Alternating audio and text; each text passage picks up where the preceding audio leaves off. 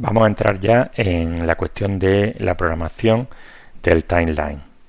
Este timeline es una pequeña parte del programa. Ya dijimos al principio que explicar todo el programa sería larguísimo, sería casi imposible.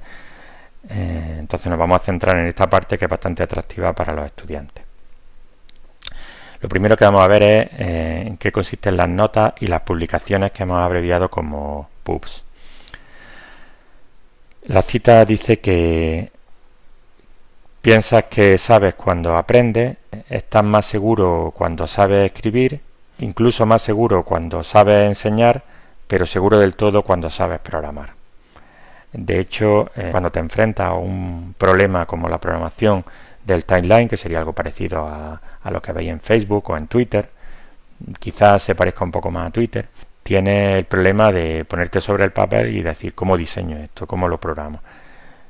Tienes una intuición, tienes bastante claro cómo funciona Twitter, pero a la hora de programarlo la verdad es que te das cuenta de que no sabías, no lo tenías tan claro y se complica y puede resultar bastante más difícil, incluso una versión muy sencilla, más difícil de lo que pensaba.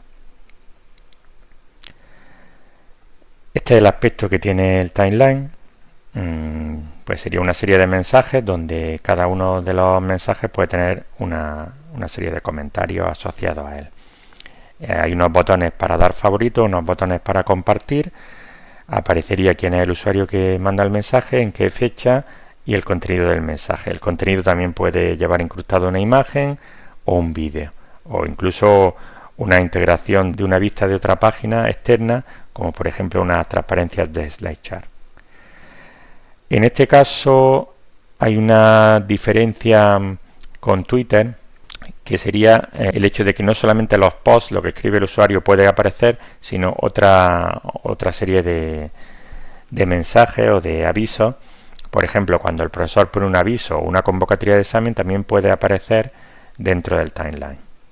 En cuanto a la implementación, antes vimos cuántos archivos constituían el núcleo de SWAT. Hay 24 de esos archivos, 12 archivos .c y 12 archivos .h relacionados directamente con el timeline. Aparte de esto hay muchísimas funciones que están en otros módulos compartidos, en otros archivos que tienen que ver también o que desde el timeline se hace uso de ellos. Pero estos serían los 24 ficheros directamente relacionados con el timeline. En esos ficheros hay 176 funciones, lo que significa unas 15 funciones por cada fichero C. Y unas 6.750 líneas no en blanco, es decir, aparte de las líneas en blanco, 6.750, que suponen el 2,1 de las 300 y pico mil líneas del núcleo de SWAT, el 2,1%.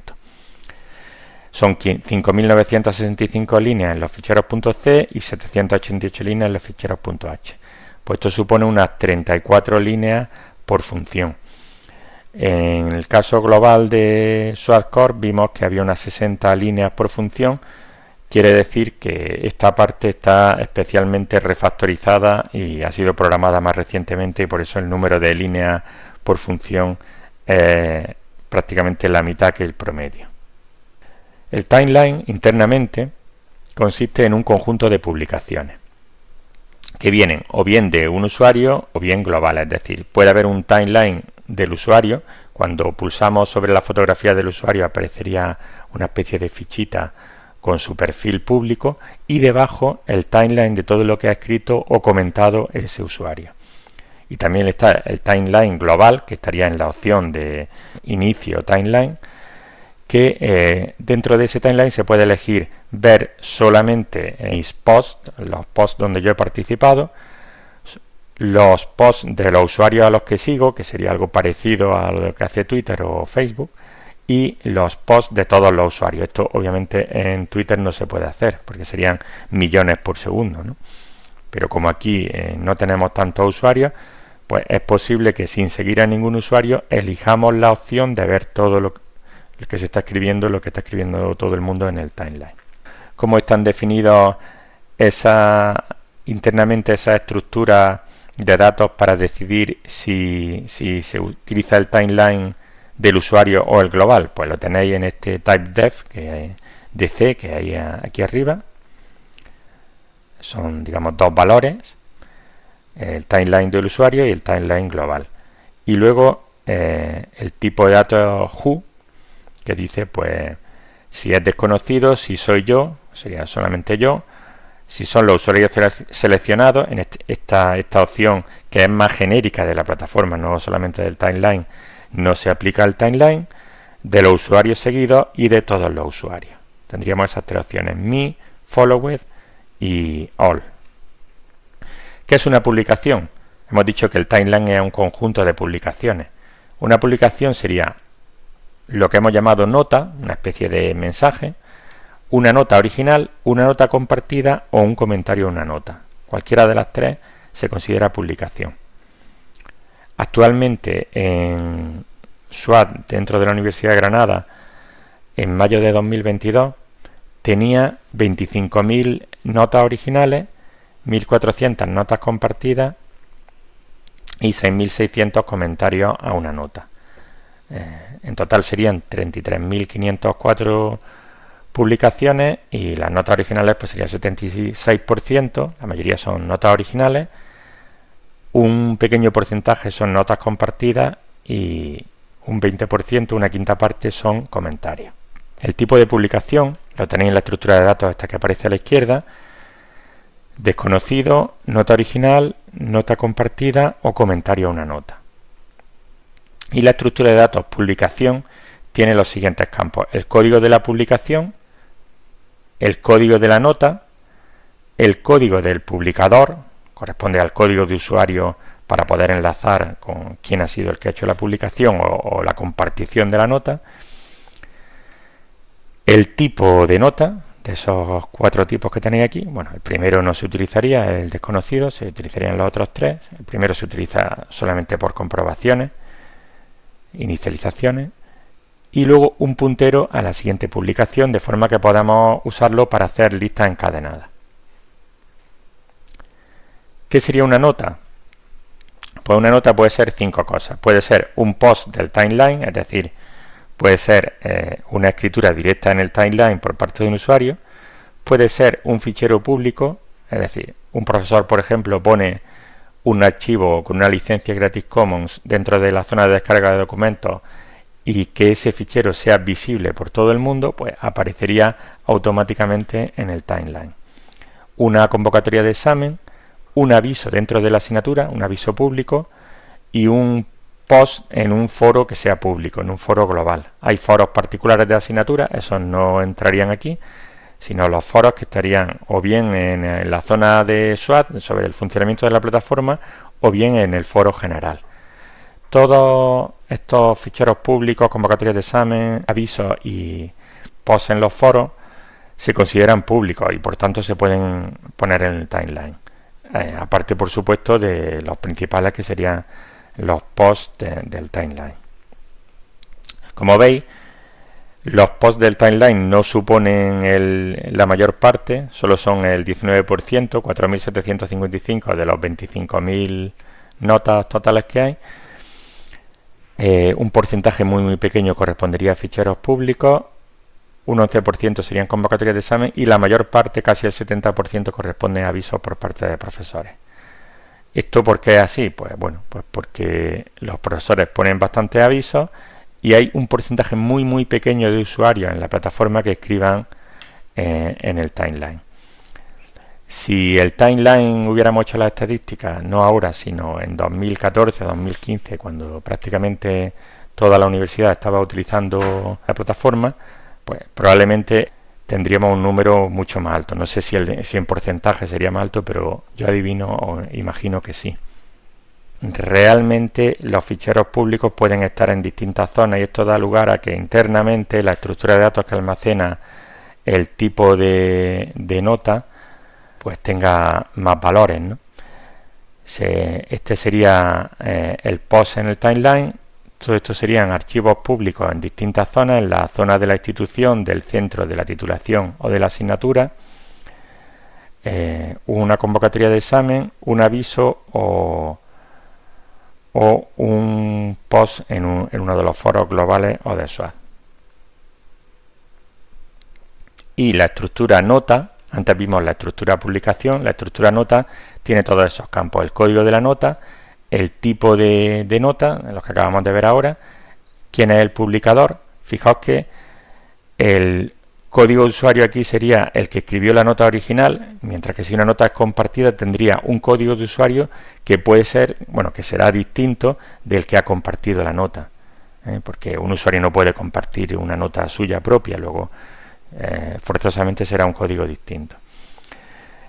El código de la jerarquía, esto sería desde dónde se ha hecho la publicación y cuál sería el código, si es el código del fichero, del aviso, del post del timeline, del post del foro, etcétera. Es decir, cada uno de esos elementos asociados a la nota tiene su propio código en la base de datos, y para poder enlazarlo, para luego poder leerlo de la base de datos, es necesario guardar su código. Esta variable o este campo booleano unavailable significa que se ha borrado por algún motivo y ya no está disponible. Entonces se guarda así en la base de datos para luego mostrarlo de una determinada manera. El momento de la publicación, como todos los tiempos, ya hablamos de esto anteriormente, como todos los tiempos en SWAT, se guarda el tiempo UTC en tiempo Linux, es decir, una variable del tipo TimeT, es decir, el número de segundos desde el 1 de enero de 1970.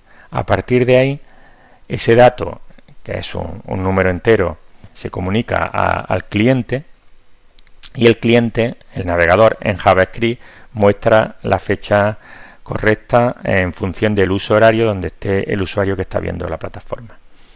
Luego, asociado a la nota también estaría el número de veces que ha sido compartida y el número de veces que ha sido pulsada como favorita.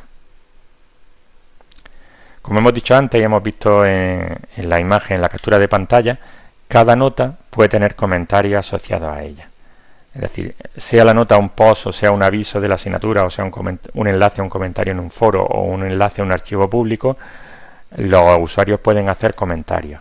Los comentarios siempre son como equivalentes a los posts de usuarios. Solamente se pueden corresponder a posts que se han hecho dentro del timeline, nunca a archivos o foros, etcétera. Es decir, serían siempre escritos por el usuario en el propio timeline.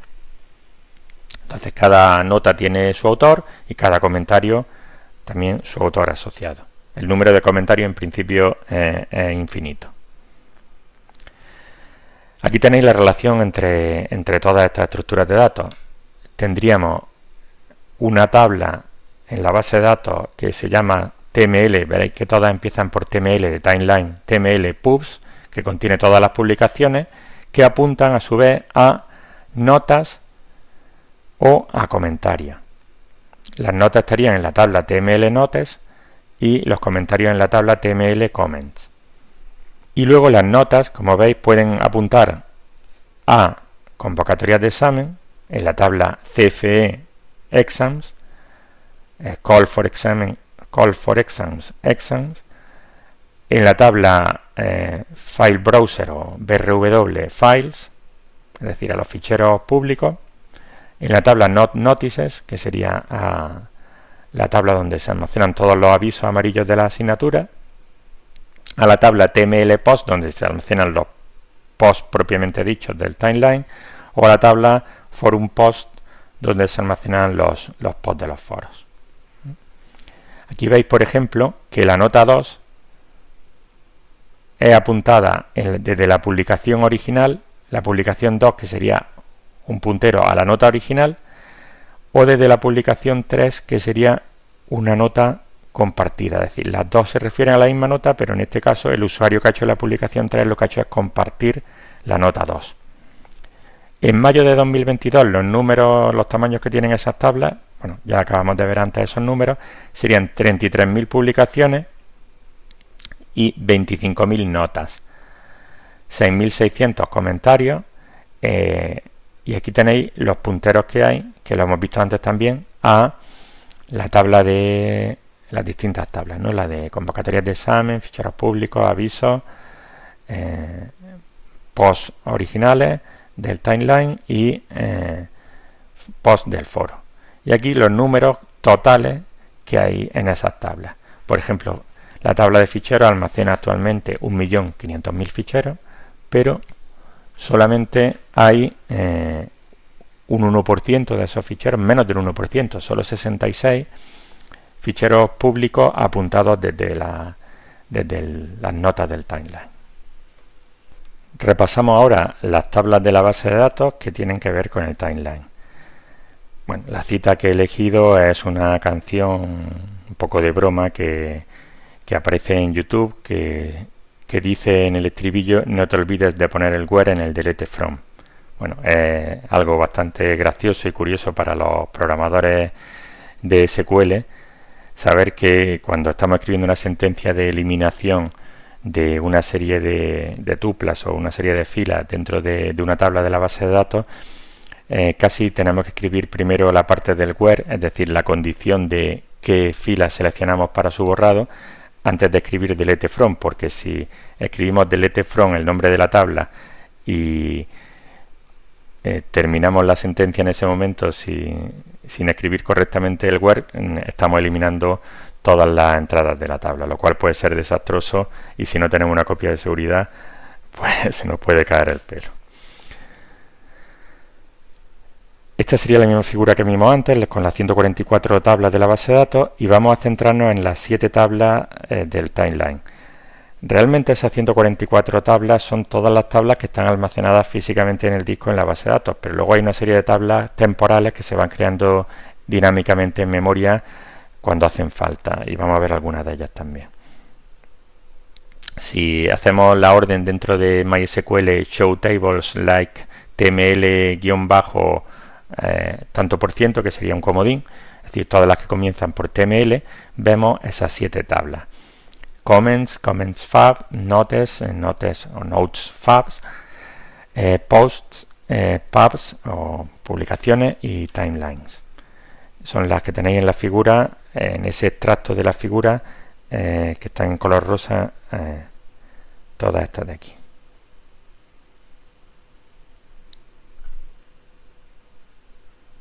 Hay una más que aparece aquí, que sería los usuarios seguidos, que tiene relación con el timeline.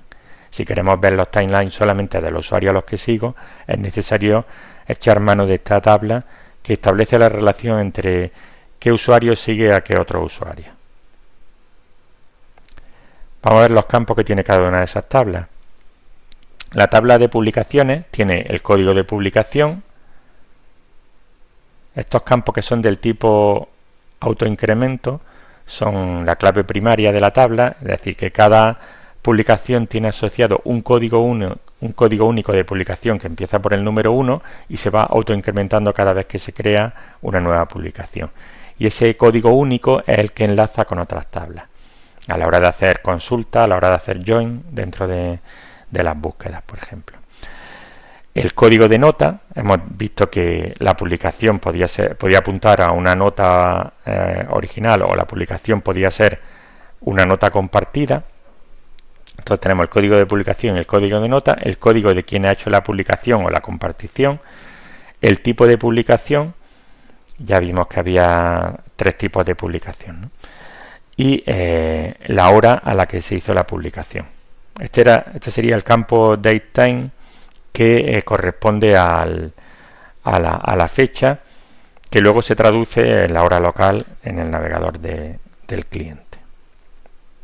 La tabla notes, que tiene el código de nota, el tipo de nota, ya vimos que había bastantes tipos de nota, 5 tipos, pero que a su vez los ficheros, en el caso de los ficheros públicos, se dividían en otra serie de tipos, dependiendo de la zona donde estuviera el fichero público. El código, pues el código, por ejemplo, del fichero público, o el código del post, o el código del foro, del post del foro, o de la convocatoria de examen, etcétera.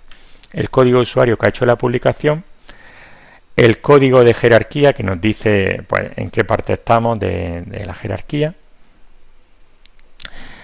es decir, si se trata de la asignatura, de la titulación, del centro, de la institución.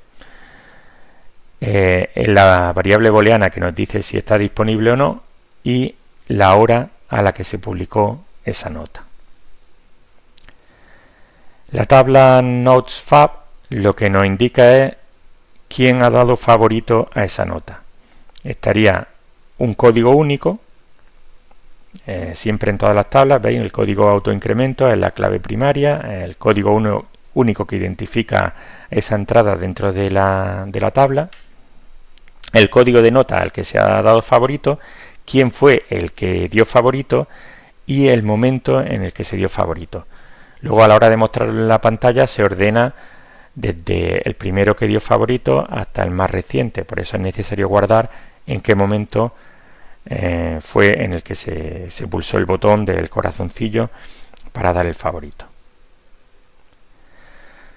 La tabla de comentarios contiene el código de publicación, el texto y el código de multimedia. Bueno, el código de multimedia obviamente está enlazado con otra tabla de multimedia donde aparecería el nombre del archivo, donde está el vídeo, donde está la imagen, etcétera.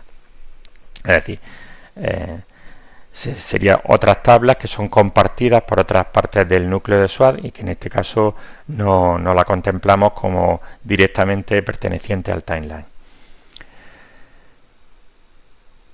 ¿Quién ha dado favorito a los comentarios? Pues esta sería una tabla exactamente igual que la de favoritos a las notas, pero en este caso pues para los comentarios. Sería el código de favorito, el código de la publicación, cada comentario tiene un código único de publicación, como veis aquí, el código de usuario que ha dado favorito y el momento en el que dio favorito. En los comentarios no se pueden compartir, pero sí se le puede dar al botoncito del corazoncillo para mostrarlo como favorito. La tabla de post contendría el código de post, un código único como siempre, el texto y el código multimedia. Fijaos que es parecida a la tabla de comentarios. La tabla de comentarios tiene un código de publicación, el texto y el código de multimedia. La tabla de post tiene el código de post, el texto y el código multimedia. Y estas serían las otras tablas adicionales, las he puesto ahí más en pequeño porque no están relacionadas directamente con el timeline, sino que pertenecen a otras partes de la plataforma, que serían las convocatorias de exámenes, que entre otros campos tienen el código de examen, la tabla de archivos, que entre otros campos tiene el código del archivo, la tabla de avisos, que tiene el código de aviso, y la tabla de post, que tiene el código del post en el foro. Entonces, todos estos códigos, postcode, hexacode, fieldcode, notcode y postcode, corresponderían a este campo code que aparece aquí en la nota.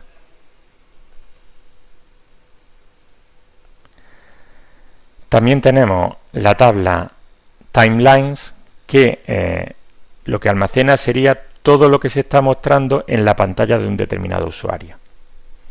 Entonces, realmente no está asociado al usuario sino a la sesión, porque un usuario podría tener abiertos 3 pestañas o 3 navegadores y en cada uno podría estar viendo un timeline distinto, con un aspecto distinto, pues porque ha pasado más tiempo o porque el usuario ha pulsado en mostrar más mensajes en la parte de abajo, de manera que puede ver 3 timelines distintos y entonces cada uno de ellos estaría asociado a una sesión. Por eso cada timeline tiene el identificador de la sesión y el identificador de la nota que se está mostrando. Si un usuario está viendo un timeline que contiene en ese momento 200 notas, pues para esa sesión aparecerían 200 entradas en la tabla con el mismo código de sesión y con 200 códigos distintos de notas. Esto nos permite ver si una nota ya está en pantalla o no está todavía en pantalla.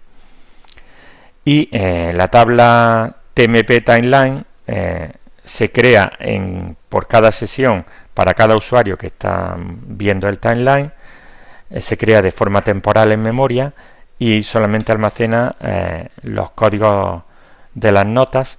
Y en este caso esta tabla se utiliza por cuestiones de optimización de velocidad, para que las consultas sean más rápidas. Ahora que sabemos qué es el timeline, cómo está constituido internamente a partir de publicaciones y notas, vamos a ver cómo obtener las publicaciones de la base de datos, aquellas publicaciones que queremos mostrar en la pantalla. Este código puede ser relativamente complejo si no fuera porque hacemos comentarios y figuras adecuadas dentro del código fuente, de manera que cuando pase un tiempo seamos capaces de interpretar ese código. Entonces, por eso he elegido esta cita que dice: cuando escribí este código solamente Dios y yo sabíamos lo que hacía, ahora solamente Dios lo hace. Esto es algo que nos puede pasar si escribimos un código enrevesado y no lo comentamos suficientemente. El algoritmo que utilizamos selecciona las publicaciones una por una dentro de un bucle. En cada iteración del bucle se obtiene la publicación más reciente, es decir, la nota original, la nota compartida o el comentario, chequeando que esa nota no esté ya cogida anteriormente y pintada en la pantalla. Entonces, la consulta a la base de datos sería seleccionar el código de publicación de la tabla de publicaciones donde el código de la nota no esté ya en el timeline de la sesión actual que se está mostrando en la pantalla. Hay que ordenarlo por el código de publicación de forma descendente y limitarlo en 1. Este order by pub code des limit 1 lo que significa que cojamos la publicación más reciente de todas. Después de coger una publicación, su código se almacenaría dentro de la tabla de timeline para que en la siguiente iteración del bucle ya no volvamos a obtenerla. Esto puede parecer un poco lento o un poco engorroso, hacer una consulta a la base de datos para cada una de las publicaciones que se van a mostrar, y nos podemos preguntar por qué no intentar hacer una sola consulta que coja ya todas las publicaciones que nos interesan. Sería una consulta como la siguiente: que se seleccione la máximo código de publicación de la tabla de publicaciones agrupados por código de nota, es decir, que dentro de todas las publicaciones que apunten a la misma nota, es decir, notas compartidas, nota original o comentarios a una determinada nota, pues que se escoja de todas ellas la más reciente, una sola, para que no se muestre repetida en la pantalla, y que se ordene por la más nueva, de forma descendente, es decir, que aparezcan primero las más recientes, limitado a 10, por ejemplo, que sería el número por defecto de publicaciones que se muestran la primera vez cuando se pulsa en el timeline, o limitado a 20 si se trata de ir viendo publicaciones más antiguas. Bueno, esa constante es lo de menos. Bueno, pues la cuestión es que con tablas grandes hicimos simulaciones, tablas con cientos de miles de entradas, y esta consulta podía llegar a tardar del orden de incluso más de un segundo, varios segundos, mientras que la consulta anterior, cada una de ellas tarda microsegundos o milisegundos, y aunque hagamos un bucle de 10 consultas, seguimos manteniéndonos en los milisegundos. Cuando las tablas son pequeñas, da exactamente igual cualquier alternativa, pero hay que pensar siempre en la escalabilidad. La consulta anterior, este bucle del que hablábamos, donde cada vez se va obteniendo la publicación más reciente, no está completa. En el caso de que queramos hacer un acceso solamente a las publicaciones de los usuarios a los que seguimos, tenemos que restringir la consulta de forma que no se obtengan publicaciones de cualquier usuario, sino solamente de aquellos a los que seguimos. Para eso creamos una tabla temporal, que en nuestro caso se llama tabla de seguidos temporal, que incluye a mí y a todas las personas a las que sigo, que solamente tiene el código de usuario y se crea en memoria, y está rellena de esta manera. La consulta la rellena con la selección de mi código de usuario unión con los códigos de todos los usuarios a los que yo sigo. Esta sería la tabla de usuarios seguidos, que contiene cada pareja de seguidor y seguido, y entonces aquí se seleccionan todos los usuarios seguidos a los que yo sigo, cuyo código de seguidor coincide con mi código de usuario. Imaginemos que mi código de usuario es el 7. Pues aquí se seleccionaría el 7 junto con todos los usuarios seguidos por el usuario 7.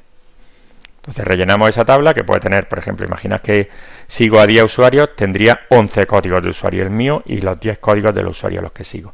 Entonces, a la consulta anterior, esta es la misma consulta que teníamos antes, solamente que se ha añadido en los nombres de las tablas, porque cuando tenemos más de una tabla en un join es necesario que incluyamos el nombre de la tabla y no solamente el nombre del campo.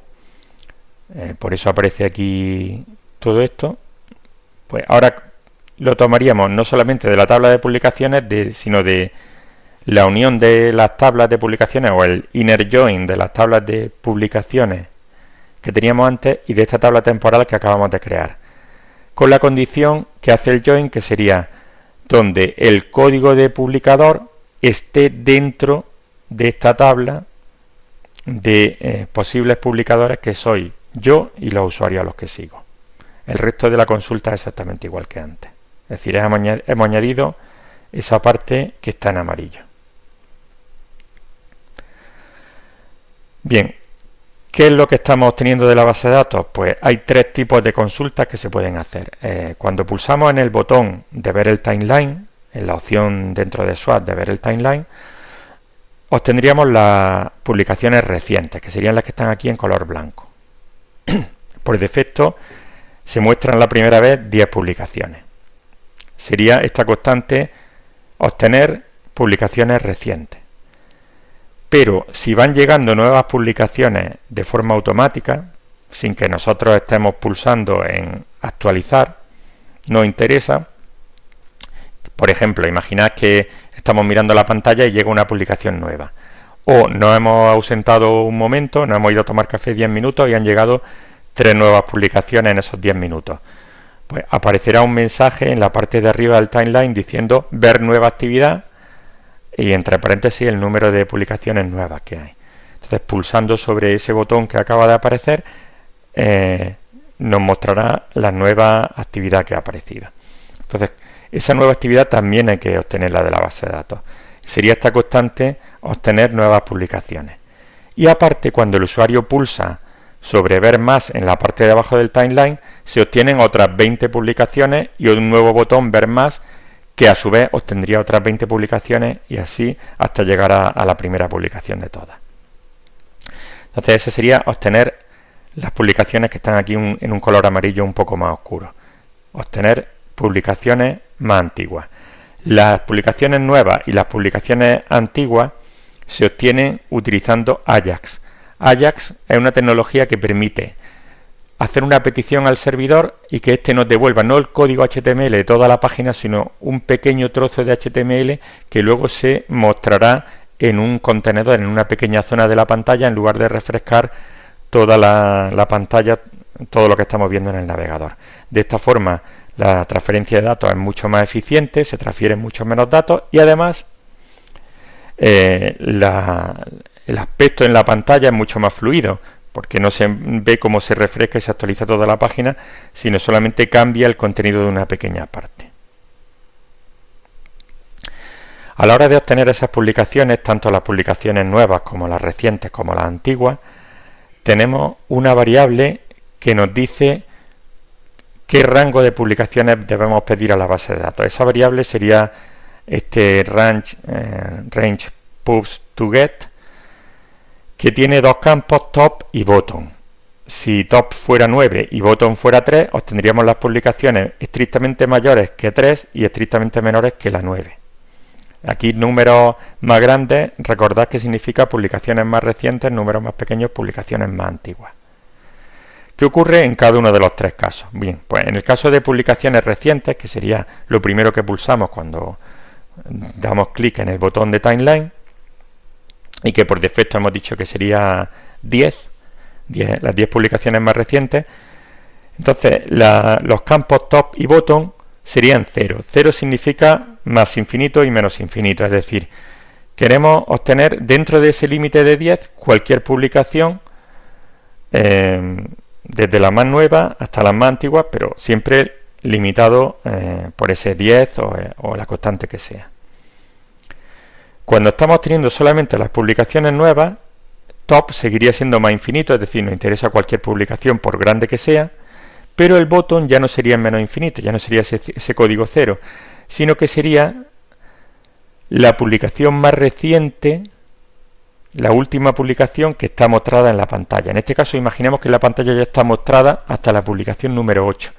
Pues sería obtener cualquier publicación que sea mayor, que tenga un código estrictamente mayor que 8. Por ejemplo, la 9, la 10 y la 11.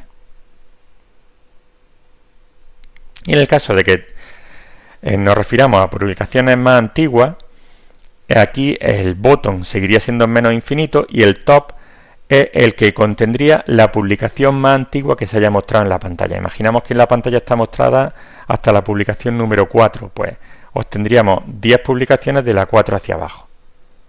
Si en vez de la 4 fuera la 400, pues tendríamos desde la 400 10 publicaciones hacia abajo. En este caso, si es la 4 y le decimos, bueno, 10 no, perdón, 20. En este caso, si es la 4 y le decimos que se obtengan 20 publicaciones más antiguas, bueno, no podrá obtener 20, obtendrá todas las que hay, que serían 3. Las restricciones que tenemos que añadir a la consulta anterior, donde ya teníamos no obtener publicaciones que ya estuvieran mostradas en la pantalla y pudiera ser que también tuviéramos esta restricción de obtener solamente publicaciones mías o de los usuarios que sigo, hay que añadirle, en el caso de que queramos obtener las publicaciones más nuevas, que esas publicaciones sean mayores que tengan un código mayor que el botón, para obtener solamente publicaciones nuevas. Y en el caso de que sean publicaciones antiguas, pues que tengan un código de publicación más antiguo, menor que el top, que sería la publicación más antigua que hemos obtenido ya. Una vez que hemos hecho esa consulta, ese bucle, lo que hemos obtenido en cada iteración del bucle es un elemento de una lista encadenada. Una lista encadenada que tiene un puntero al primer elemento y un puntero al último elemento. Y donde en cada elemento hay una publicación con un puntero a la publicación siguiente. Dada esta lista encadenada, ahora pasamos a ver cómo se mostraría en la pantalla esa lista. Una vez que hemos visto cómo conseguir las publicaciones, vamos a ver cómo mostrarlas en la pantalla. La cita dice que hay belleza cuando algo funciona y funciona intuitivamente. A veces conseguir que funcione intuitivamente requiere cierta complejidad interna, y es lo que vamos a ver. Lo que tenemos a la izquierda son 4 listas. Son 4 listas de publicaciones. Las publicaciones que se están mostrando actualmente en la pantalla serían las que están en color blanco, las indicadas como visibles en la página, todas estas de aquí. Encima de estas publicaciones aparecerá un botón de ver nueva actividad cuando tengamos esa actividad disponible, es decir, cuando automáticamente haya nuevas publicaciones aparecerá ver nueva actividad entre paréntesis 3, por ejemplo. Y abajo tendremos el botón de ver más y una lista de publicaciones nuevas que irán llegando cuando pulsemos en ese botón de ver más. Las publicaciones nuevas más recientes que llegan en la parte de arriba están constituidas por 2 listas, una llamada lista de nuevo timeline y otra lista de nuevo timeline justo de ahora. Se van pasando publicaciones de una a la otra tal y como veremos a continuación. Estas 2 listas superiores de las publicaciones que acaban de llegar ahora y de las publicaciones nuevas están ocultas. Y la lista de publicaciones más antiguas también está oculta. Entonces solamente son visibles actualmente las que están aquí en color blanco, las que se mostrarían, por ejemplo, la primera vez, las 10 primeras más recientes cuando pulsamos en el botón Timeline. Cada una de estas listas corresponde al código HTML que tenéis a la derecha. La primera lista fijaos que son todas listas no ordenadas, unordered list. La primera llamada así, Yes Now Timeline List. La segunda llamada New Timeline List. Luego aparecería aquí el botón de ver nueva actividad, que en principio está oculto, como podéis ver. El estilo es Display None, que significa que ese botón inicialmente está oculto y solamente se muestra usando JavaScript cuando lleguen nuevas publicaciones. Y ese botón pues dirá ver nueva actividad, y en este span, en esta zona de texto etiquetada como View New Count, aparecerá el nuevo número de publicaciones. Por ejemplo, 3 nuevas publicaciones. Pues ese 0 será sustituido por un 3. Luego, la lista de publicaciones visibles, que son las que están aquí en color blanco, las que ya se están mostrando en la pantalla, se llama Timeline List. Y la lista de publicaciones más antiguas se llama All Timeline List. En medio hay un botón de ver más, que en este caso no está oculto, y que cuando se pulsa lo que se hace es llamar mediante el evento onClick, es decir, cuando hay una pulsación sobre él, se llama a la función de JavaScript refresh all timeline.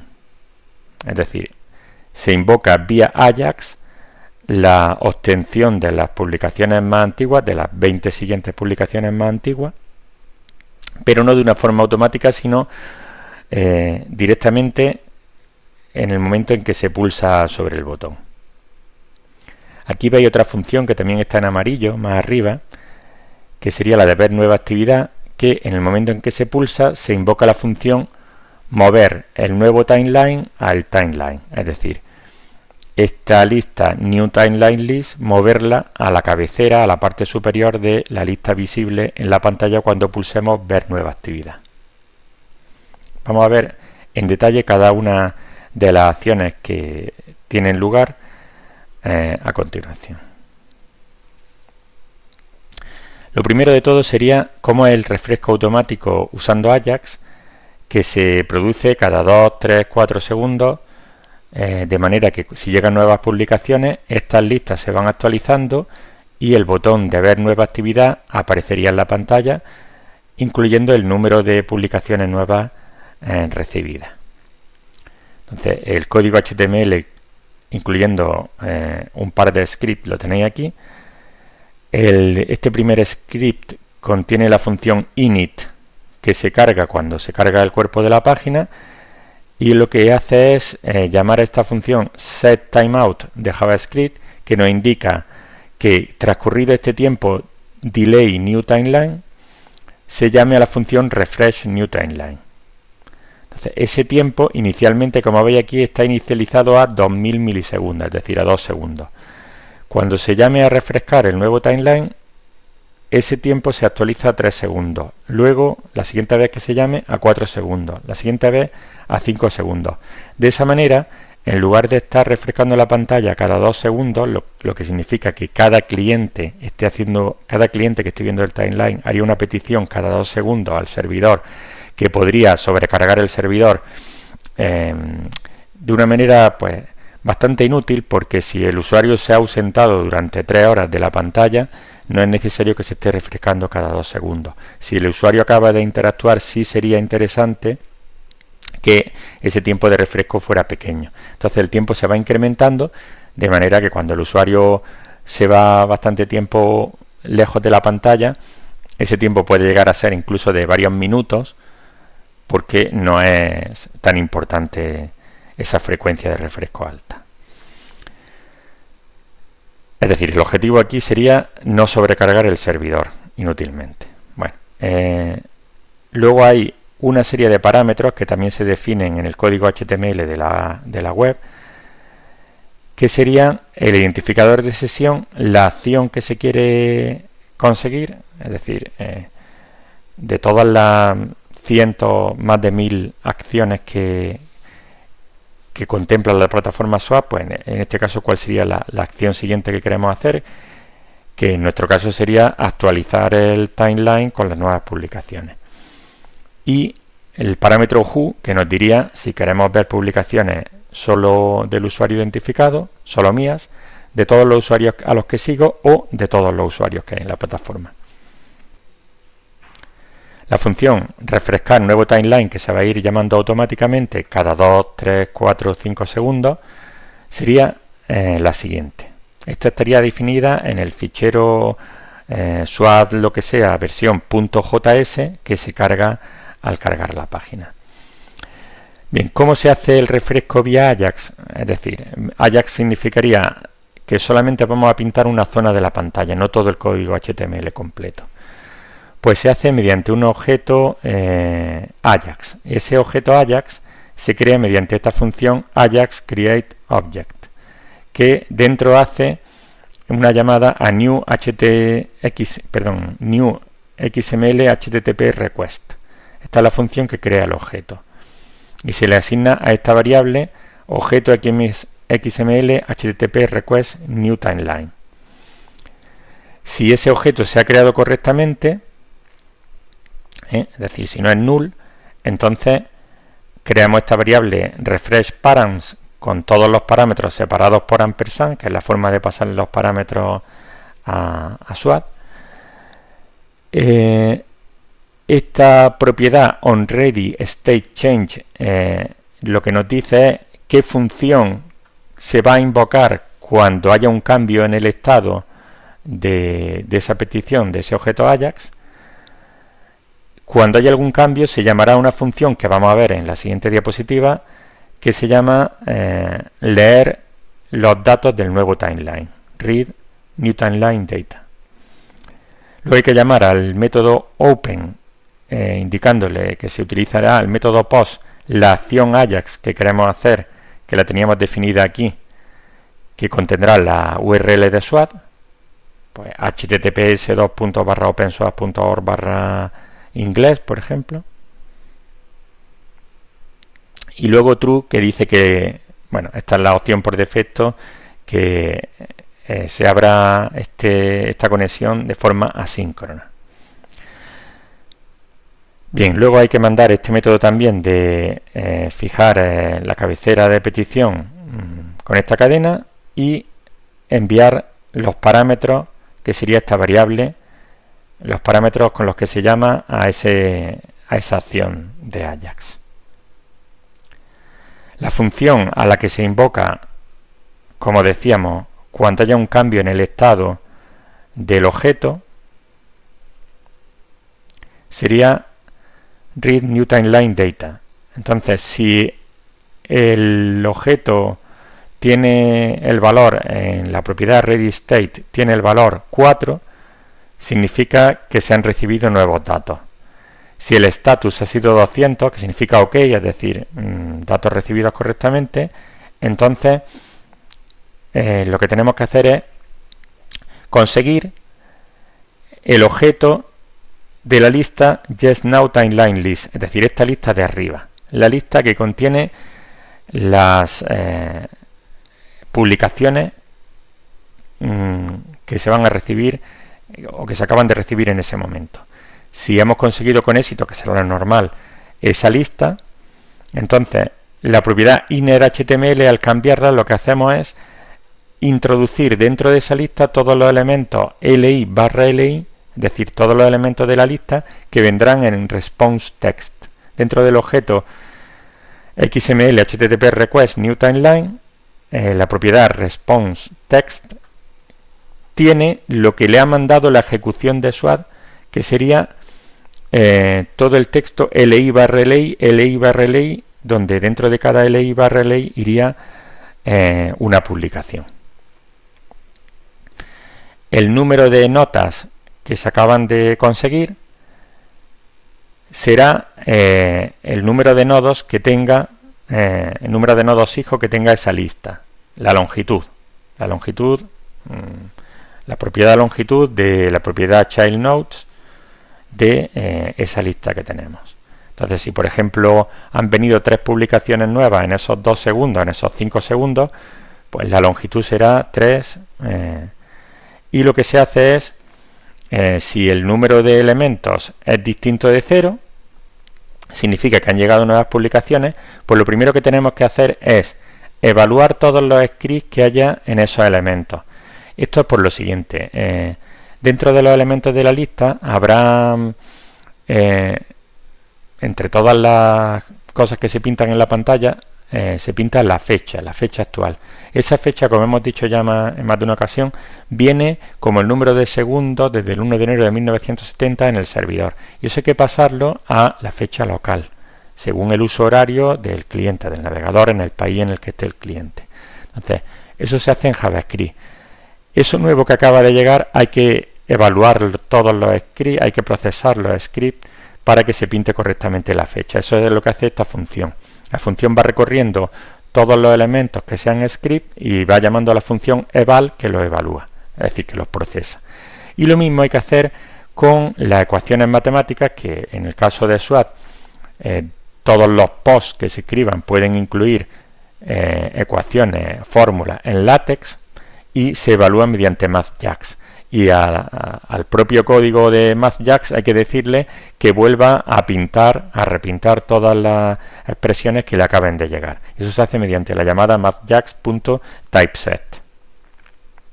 Una vez hecha esa evaluación, significaría que el texto ya está correcto, tanto las fechas como las ecuaciones matemáticas están correctas dentro de esta lista YesNowTimelineList. Lo que vamos a hacer es pasar esos elementos a NewTimelineList.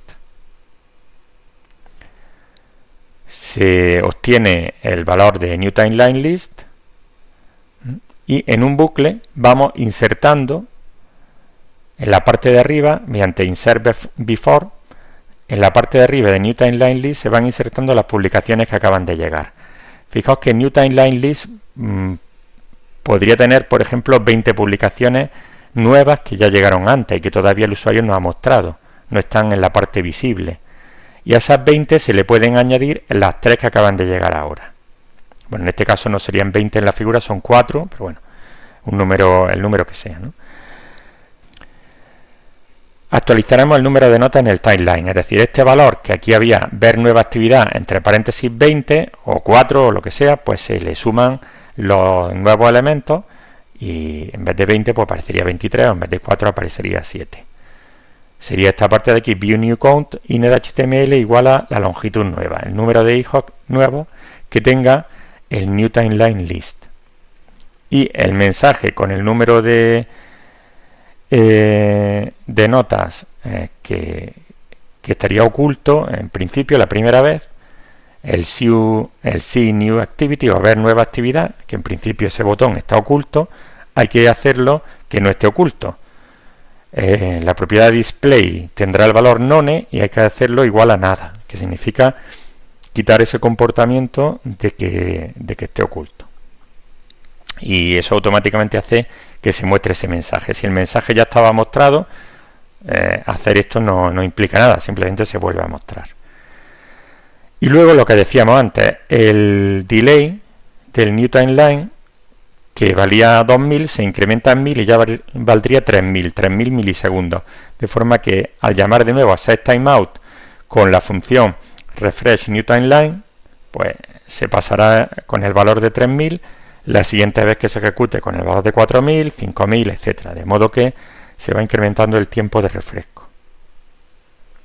¿Qué ocurre cuando el usuario pulsa en el botón ver nueva actividad que ya se le ha mostrado? Al haber llegado nueva actividad, aparece ver nueva actividad y entre paréntesis 7, por ejemplo.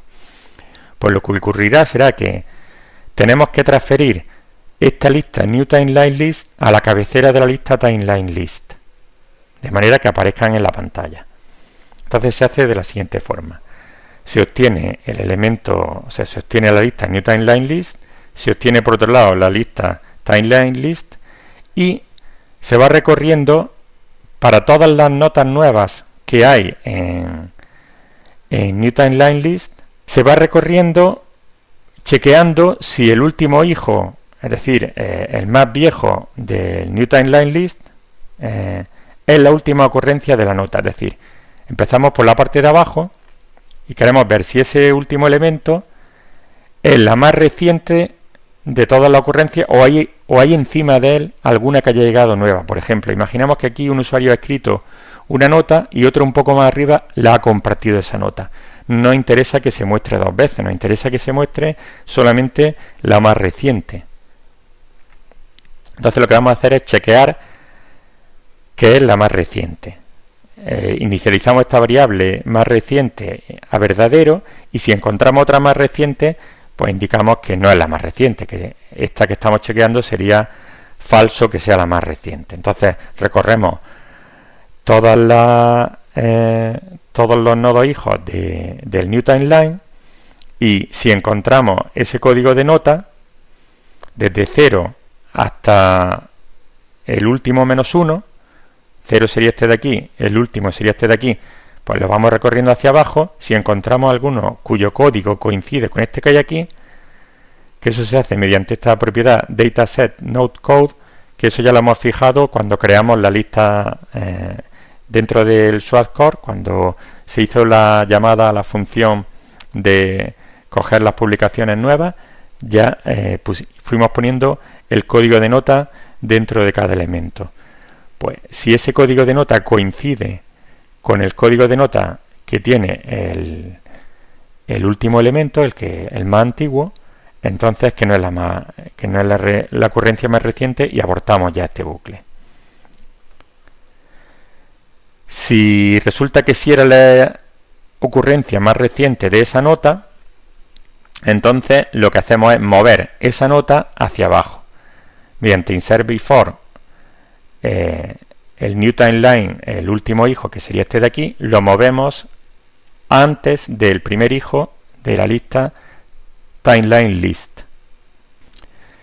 Si resulta que esa publicación, esta de aquí, no es la más reciente de esa nota, sino que tenemos alguna más reciente, pues no tenemos que transferirla porque luego la transferiremos más adelante. Entonces lo que hacemos es eliminarla simplemente de esta lista mediante este método remove child.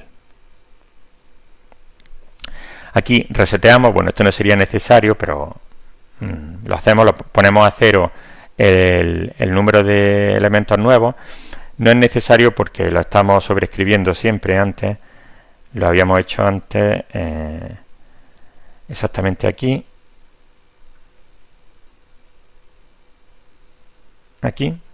mediante inner HTML igual a la longitud. Entonces, bueno, como lo estamos sobreescribiendo no sería necesario que lo pusiéramos a 0, porque ahora a continuación lo vamos a ocultar. Y lo que hacemos es ocultar este enlace de ver nueva actividad para que quede oculto y se vea que no hay ninguna actividad nueva, ¿no? Hasta que no llegue una nueva. Y eso se hace mediante view new container, que sería el contenedor de este mensaje, style display igual a none. Luego pondremos de nuevo display igual a comilla comilla para que se muestre. Bien, y vamos a ver qué ocurre cuando el usuario pulsa en el botón ver más. Dijimos antes, vamos a verlo hacia atrás,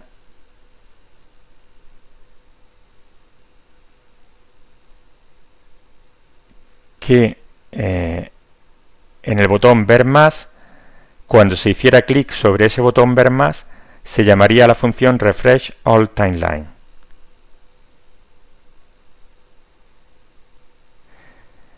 ¿Qué tiene esa función? ¿Qué hace esa función? Pues de nuevo esa función crea un objeto Ajax usando el new XML HTTP request, devuelve ese objeto Ajax. Si se ha devuelto correctamente, se le pasan los parámetros adecuados, que sería el parámetro que indica cuál es el código de la acción de refrescar o de obtener publicaciones antiguas, junto con los parámetros de el usuario que esté identificado y el parámetro who en caso de que sea necesario.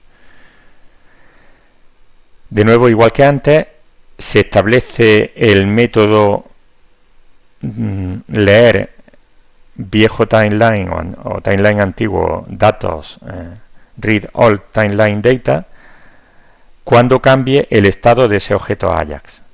De nuevo se indica dónde está la URL a la que se va a llamar para obtener esos datos y se envían los parámetros que lleva esa acción.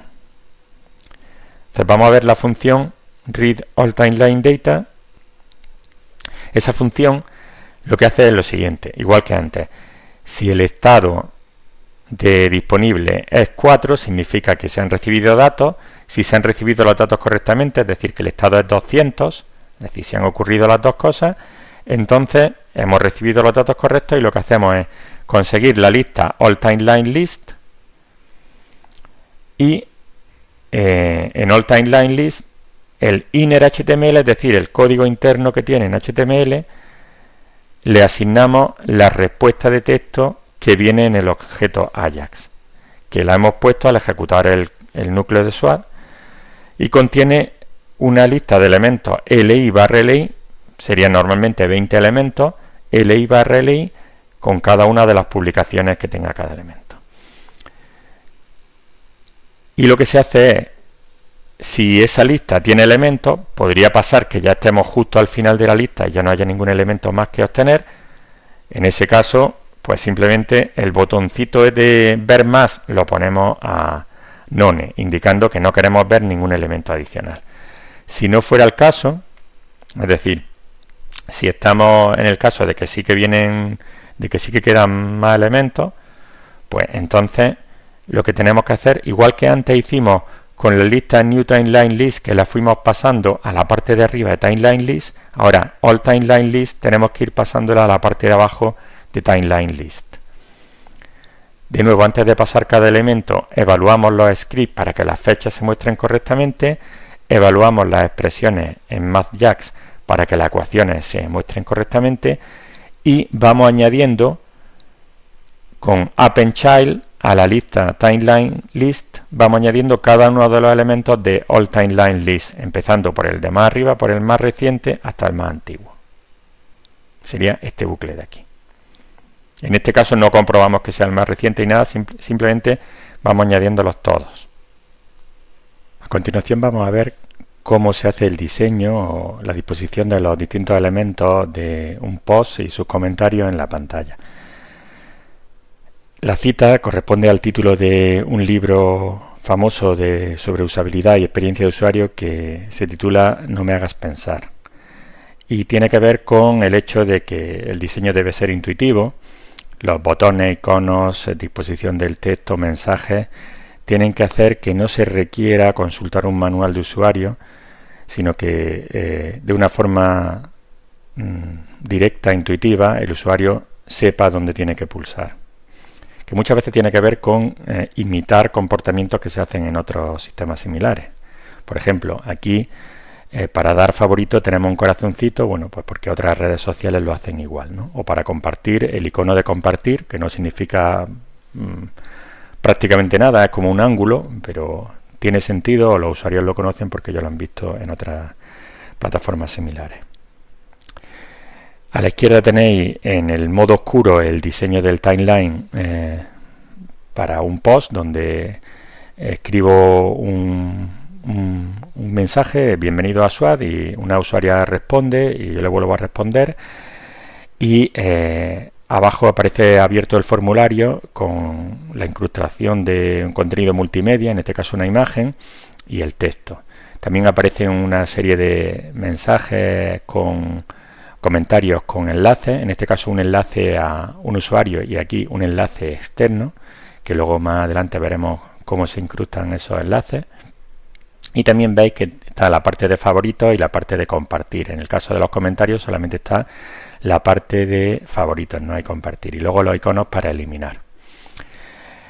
Lo primero que aparece en este diseño sería el mensaje de cabecera, este top message, que en este caso dice Claudia Rossi ha compartido. La forma de diseñar ese mensaje sería este contenedor con las clases correspondientes que establecen cómo es el diseño, y luego hay un formulario que en este caso lo que nos lleva es al usuario que ha compartido, es decir, pulsando sobre él con este elemento button podemos irnos al perfil del usuario con una serie de argumentos que sería en este caso pues la acción que queremos hacer, la 1402, que sería el perfil de usuario, el código de sesión y el código del usuario que queremos ver. Luego tenemos la foto del usuario que ha escrito al post, en este caso soy yo. Esa foto, pues aquí tenéis todo el código HTML. De nuevo, pulsando sobre la foto nos vamos a la misma acción de antes, a la 1402, con el código de usuario, el del que haya escrito el mensaje, y con un botón que en este caso no tiene texto, sino que solamente es la imagen. Entonces, ¿cómo se inserta esa imagen? Pues hay un contenedor que tiene toda la parte de la leyenda de la imagen cuando nos ponemos sobre ella. En principio solamente aparece la fotografía, como se ve aquí, pero si nos ponemos con el ratón, si nos situamos sobre la fotografía, esa fotografía se hace un zoom, aparece en grande y tiene un subtítulo donde está el nombre del usuario, la titulación a la que pertenece, el número de seguidores que tiene y otra información. Entonces toda esa información se incluye aquí. El número de seguidores, el número de personas que le siguen, a las que está siguiendo, la titulación, la institución, el nickname, el nombre y el apellido, etcétera. Fijaos que tiene una clase not shown, significa que eso en principio no se muestra. Y para mostrarlo lo que se hace es, con esta propiedad onMouseOver, con este atributo onMouseOver, cuando el usuario pone el ratón sobre ese elemento, se llama a la función zoom. Y la función zoom ya se encarga de mostrar en primer plano todo este contenedor que está en principio oculto. Luego vendría el nombre del usuario y el mensaje, el autor, la fecha y el contenido de la nota, sea un texto o sea una imagen o ambas cosas. Y este sería el código. Esta sería la parte para el nombre de usuario, que de nuevo vuelve a tener la acción 1402, la llamada usual, con esa acción para que nos vayamos a ver el perfil público del usuario. Y luego en la parte de escritura de la fecha, como ya hemos mencionado en alguna ocasión anterior, lo que se pasa al navegador es el tiempo de Unix, el Unix time, es decir, número de segundos desde el 1 de enero de 1970, y la función writeLocalDate, hora, minutos, segundos, a partir de UTC, de tiempo UTC, pues lo que se hace es cambiar o representar esa fecha y hora según el uso horario del usuario, del navegador que tiene el usuario. Y luego aparecería ya el contenido del post. Este sería toda la función writeLocalDate HMS from UTC. Y a partir de la variable time UTC sacar cuál sería el año, el mes y el día.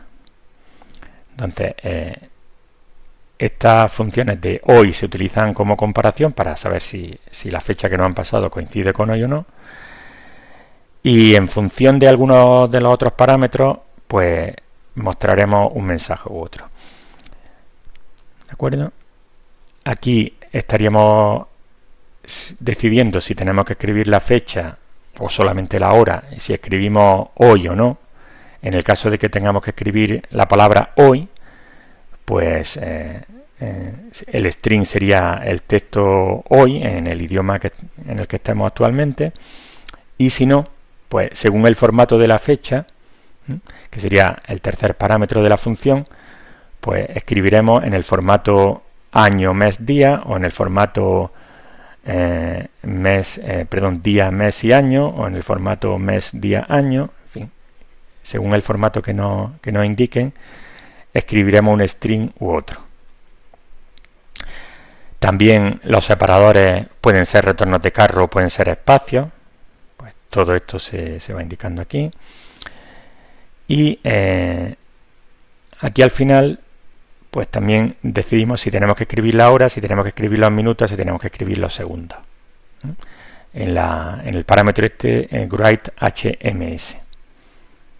¿De acuerdo? Y finalmente, una vez construido el string con la fecha y la hora, los minutos y los segundos, hacemos que el elemento ID, el primer parámetro, fijaos que en el caso anterior es este ID guión bajo, lo que sea que coincide con este ID que hay aquí, pues conseguimos ese elemento con el método getElementById y hacemos que su inner HTML, es decir, el código HTML interno que tenga, sea el string de la fecha, hora, minuto y segundo que hemos construido en todos estos pasos de aquí. No vamos a entrar en más detalle, pero ahí tenéis disponible el código, podéis parar el vídeo si os interesa saber con más detalle, o mirar en GitHub y ver en detalle cómo está hecho. Lo siguiente sería ver cómo implementamos el dibujo de los botones de favorito y de compartido, es decir, Favs y Chat. El diseño de cada uno de esos botones de favorito o de compartir es similar. Tiene el icono con el formulario para, en este caso, para dar favorito. Similar sería el de compartir. Luego el número de usuarios que han dado favorito, que han compartido, y luego una foto de cada uno de los usuarios. En principio se muestran solamente unos pocos usuarios, y cuando se pulsa en los puntos suspensivos, que sería el formulario para mostrar todo, se mostrarían todos los usuarios.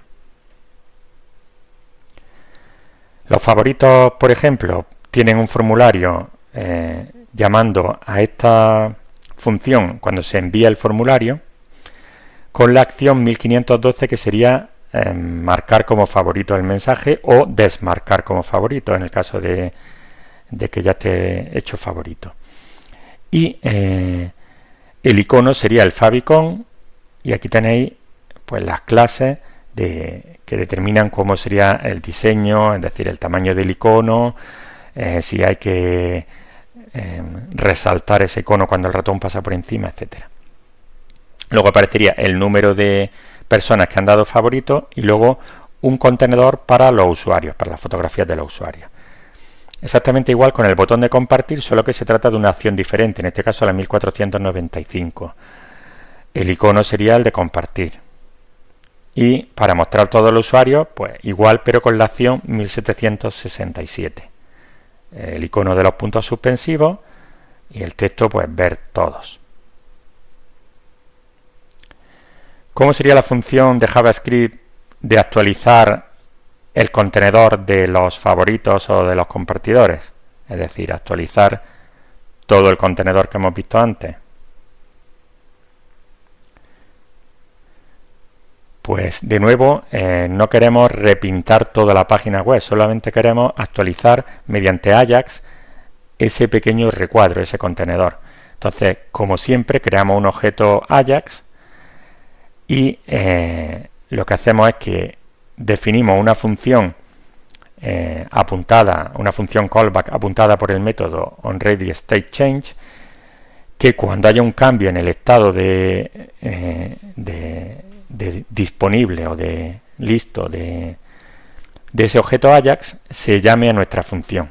En este caso, la función está incrustada en el mismo código y dice que cuando el estado de disponible sea 4, es decir, done, es decir, hecho, que haya terminado, y el estado sea correcto, el estado de HTTP sea 200, que todo ha ido ok, entonces lo que se hace es el inner HTML de la división, digamos, la división sería el contenedor al que se refiere el elemento identificado con ID, que en este caso el ID lo cogemos de dos veces el nodo padre, es decir, el nodo abuelo, el ID que tenga. Eso es porque donde está el botón, podemos ver que donde está el botón, el nodo padre, el contenedor padre, el div padre sería este de aquí, y luego este sería el padre del padre. Exactamente igual con el de compartir y exactamente igual con el botón de mostrar todo. De esa manera no tenemos que pasar el ID, sino que lo podemos obtener directamente de aquí. Le pasamos el formulario y el contenedor padre se averigua de esta manera. Entonces, ese contenedor padre cambiamos todo el HTML, es decir, lo que viene en response text, lo que tiene que mandar como HTML la ejecución del source core para copiarlo en el inner HTML sería todo este contenedor. Por eso lo hemos llamado aquí el div cuyo contenido será actualizado, es decir, el padre del formulario.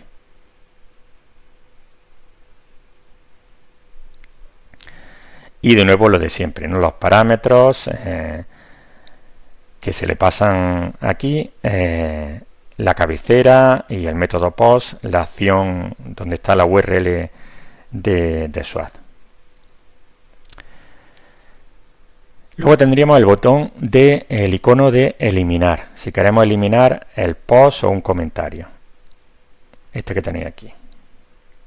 Este sería el código y es simplemente llamar a la acción 1494 pasándole, entre otros parámetros, el código de la nota que queremos eliminar.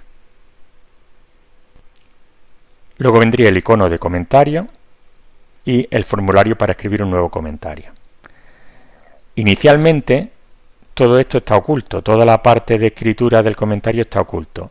Tenemos que pulsar sobre el icono de comentar para que aparezca toda esta información. Entonces, para eso, en el icono de hacer un comentario, cuando se hace clic sobre ese icono, se llama la función de JavaScript toggle new comment. Esa función toggle new comment lo que hace es saber cuál es el icono, tomar el contenedor del icono y cambiar la clase de que si está en off pasarla a on y si está en on pasarla a off. Aparte de cambiar la clase de la división o del contenedor del icono, lo que se hace es llamar a la función toggle display, que lo que hace es que si el elemento, la propiedad display es none, se pone a nada, y si es nada se pone a none.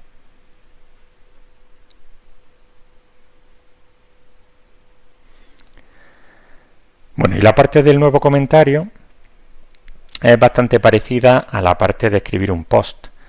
Tiene un formulario, tiene un text area y dentro del text area habría, cuando se pone el foco sobre ese text area, se llamará una función span text area que ya hemos visto con anterioridad y que lo que hace es cambiar el número de filas pasándola de 1 a 6 y hacer que el botón para postear o para enviar el texto que está en principio oculto pues pase a no estar oculto con esta asignación display igual a nada.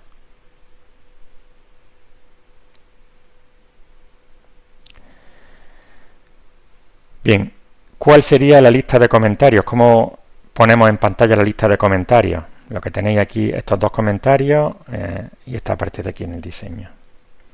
Pues el diseño es muy similar al código que se ha descrito ya para las notas. Una foto del autor, el nombre del autor, la fecha y la hora, el contenido del comentario, que puede tener multimedia también, los favoritos, en este caso no hay compartido, y el botón para eliminar. Con los comentarios ocurre una cosa, y es que un post puede que tenga un comentario, dos comentarios, o puede tener 500 comentarios. Si tiene 500 comentarios, la pantalla se hace bastante ilegible. Entonces, lo que se hace es que por defecto se muestran solo los últimos comentarios, que sería el diseño que tenéis aquí a la izquierda. Solamente mostrar los últimos comentarios. Una lista que contiene los comentarios desde el n+1 hasta el m. Podemos pulsar en ver comentarios previos. Los comentarios previos se traen vía Ajax. El botón de ver comentarios previos se pone en oculto. El comentario de ver solamente lo último se desoculta, digamos, se hace visible. Y una vez que hemos hecho esto, ya no es más necesario llamar a Ajax. Si quisiéramos pulsar en la opción de ver solamente los últimos comentarios, pues no hay que cambiar el diseño de todo esto, solamente hay que ocultar este div, este contenedor, lo ocultaríamos y se quedarían visibles solamente los últimos, y si volvemos a pulsar en ver comentarios previos, solamente hay que desocultar este contenedor, puesto que ya no lo hemos traído. No es necesario que volvamos a hacer una petición al servidor para traérnoslo de nuevo. Es decir, ya solamente usando JavaScript pasaríamos entre ver todo y ocultar los primeros. Otra cuestión es sobre el diseño del formulario para enviar multimedia. Aquí se hace también todo en JavaScript. En principio solamente hay un icono con un clip, lo podéis ver más atrás.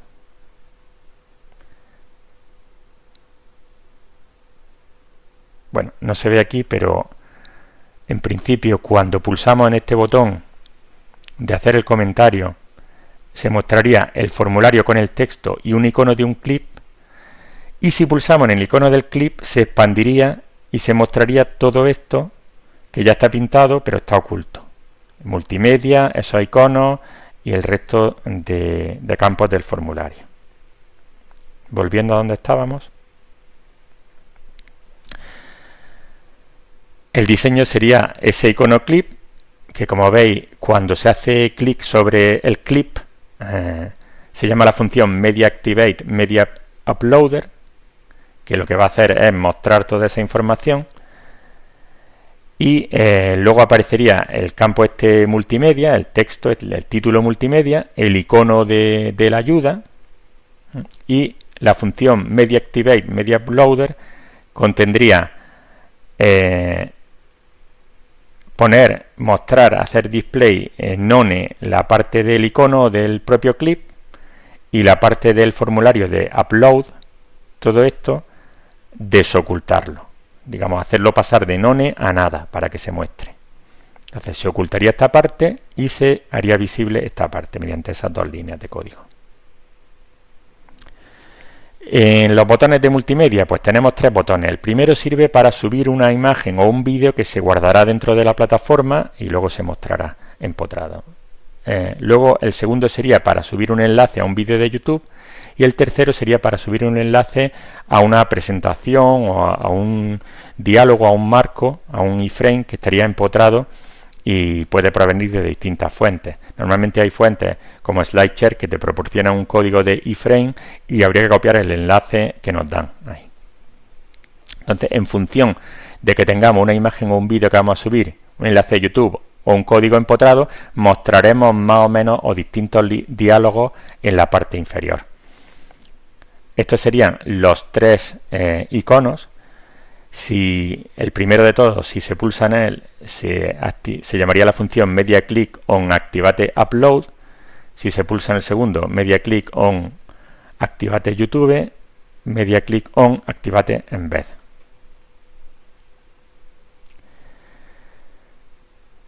Por ejemplo, cuando se pulsa en la primera, en ver una imagen, entonces el código HTML será el contenedor del fichero que vamos a elegir para subir a la plataforma, el enlace de la URL y un título o atribución que queremos que se muestre como título cuando pasemos luego el ratón por encima de la imagen.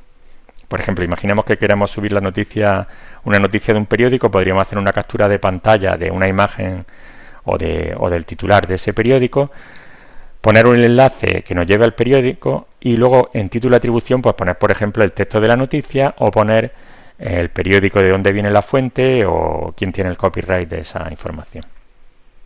Entonces, cada uno de esas partes sería un campo del formulario, que serían estos tres que aparecen aquí como input, file, input URL, input text.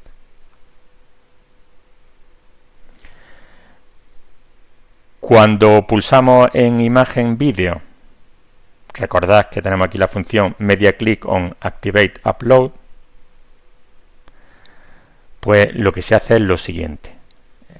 Como podéis ver aquí, simplemente se van obteniendo los distintos elementos, que cada uno tiene una terminación adecuada en su ID, es decir, hay un ID común y luego según la terminación nos referimos a un elemento u otro, todos comenzando por el mismo código de ID, identificador, y ahora simplemente con los parámetros disable, class name y display, pues vamos jugando con eso para activar o desactivar una u otra elemento.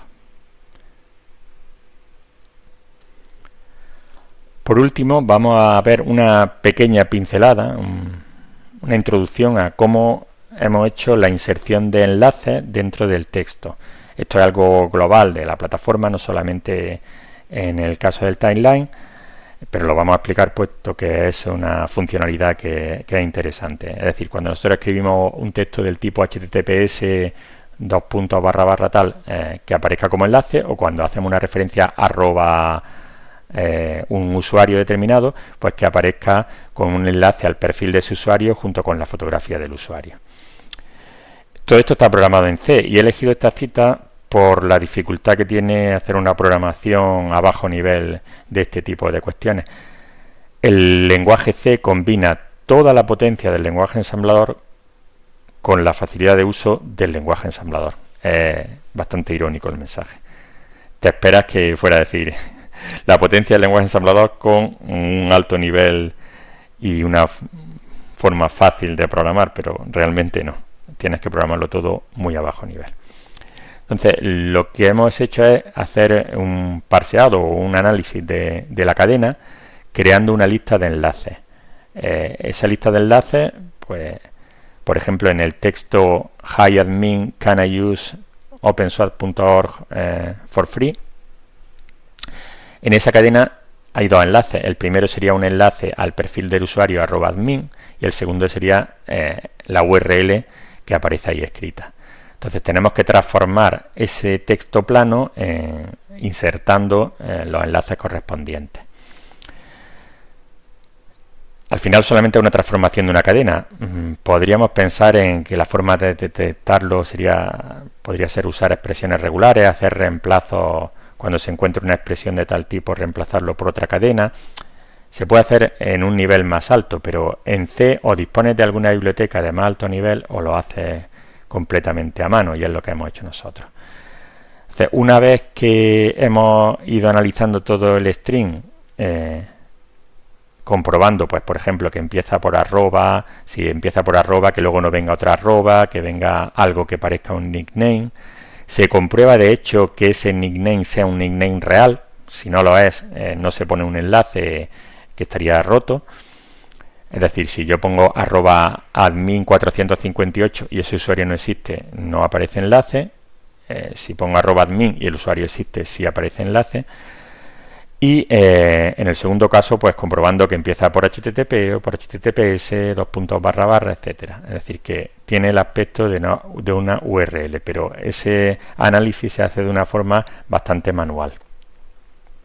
Una vez que encontramos el principio de cada uno de los enlaces y el final, lo que se hace es crear una lista donde hay un puntero al último enlace, empezando desde el último, una lista enlazada, doblemente enlazada desde el último hasta el principio. Veis que hay un puntero al enlace previo, el último enlace, el puntero al enlace siguiente sería null, el primer enlace, el puntero al enlace previo sería null, y esa sería la lista dinámica que vamos creando, que puede tener un número indeterminado de enlaces. Cada enlace tendría el tipo de enlace que es, si es una URL o es un nickname, URL como esta o nickname como este.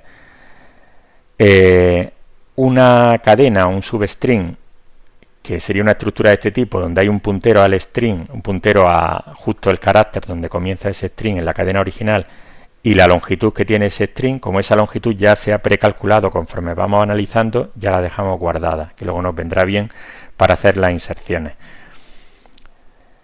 Y tenemos que guardar el enlace al texto y 3 enlaces en el caso de que sea un nick a 3 trozos de enlace que hay que luego insertar.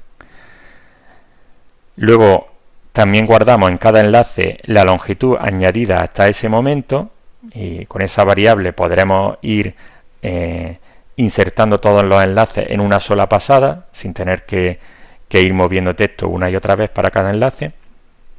Y luego lo que hemos visto, los punteros al enlace previo y el enlace siguiente. Y el algoritmo, una vez que tenemos creada esa lista de enlaces para ir insertando las etiquetas HTML, sería mover hacia adelante todo el texto que está después del enlace. Bueno, es importante decir que vamos hacia atrás desde el último hasta el primero, para hacer un solo movimiento de cada carácter, sin que haya que mover más de una vez una cadena. Empezaríamos por el último, en este caso empezaríamos por el enlace opensource.org y luego continuaríamos por admin. Movemos hacia adelante todo el texto que está después del enlace. Bueno, cuando hayamos llegado a admin, el texto que hay después del enlace sería desde la coma coma, can, etcétera. Todo eso lo movemos hacia adelante. Copiamos la tercera parte del ancla, es decir, del enlace que vamos a insertar en HTML, que sería un código como por ejemplo del tipo /a o /form, es decir, ese texto puede cambiar. Luego copiaríamos el propio enlace @admin, Luego copiaríamos la segunda parte de ese enlace, luego el propio texto admin de nuevo, luego la primera parte del enlace y con eso terminaríamos. Entonces, decidir dónde hay que copiar cada cosa se va haciendo en una sola iteración del bucle, utilizando precisamente todas estas variables que tenemos aquí, que ya hemos calculado previamente.